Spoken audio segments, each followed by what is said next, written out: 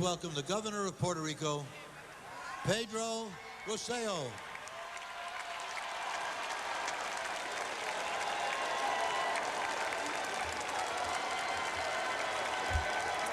My fellow Democrats, 8 years ago, many citizens were resigned to the idea that America's best days were behind her.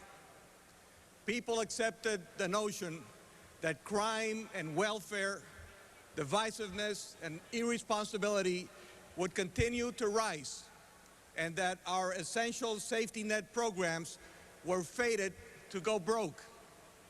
Instead, with the leadership of the Clinton-Gore administration, the past decade has brought not just a rebirth of American prosperity, but a new era of progress. Crime is down to its lowest level in a generation, the longest decline on record. Millions of Americans have moved off the welfare rolls and onto the payrolls. Healthcare has been expanded to cover millions of uninsured children, the largest single investment in children's health in 35 years. This is a spectacular record, but we, as Democrats, know that we must do more. Al Gore is committed to using this moment of prosperity to bring more progress to America, to make America safer, healthier, and more united. Bill Clinton and Al Gore took office determined to turn the tide in the battle against crime, and we now see the results of their determination.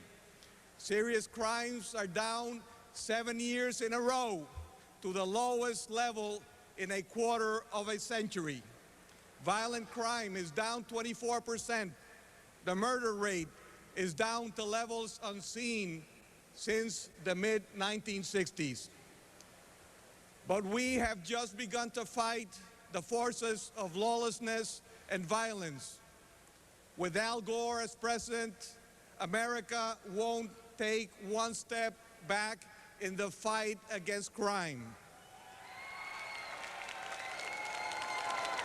But in addition to creating a safer America, we must also conceive a healthier one.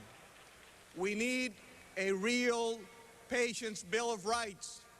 A universal prescription drug benefit must be added to Medicare, and every child should have guaranteed access to health care. You know, it's a right and not a privilege. Our nation has been the chief apostle of democracy in the world, and we must therefore lead by example. But we have unfinished business of democracy here at home. Puerto Rico has been under the U.S. sovereignty for over a century, and Puerto Ricans have been natural-born citizens since 1917. But the island's 3.9 million residents still do not have voting representation in their national government.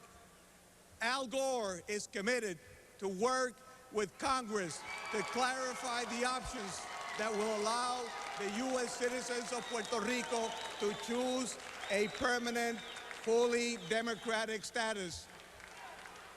America will become much more diverse in the new century.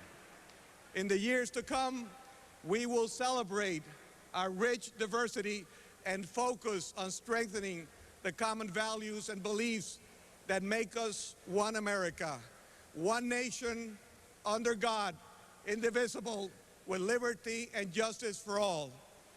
My fellow Democrats, we can accomplish all of this with the leadership and commitment of Al Gore as the next President of the United States of America. But some will question whether all this will or can be done. To this we answer, se puede, claro que se puede.